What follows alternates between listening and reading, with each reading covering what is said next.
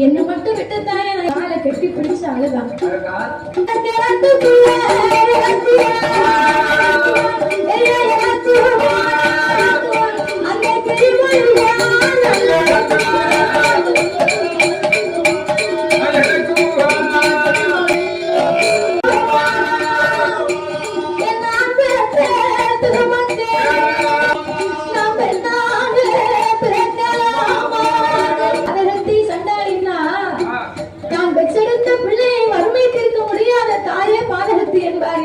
பசித்த வயிறோடு வாடிய முகத்தோடு வறுமையின் பார்வையோடு பிள்ளைகள் மாட்டதை பார்த்து கொண்டு அந்த நல்லதற்கால்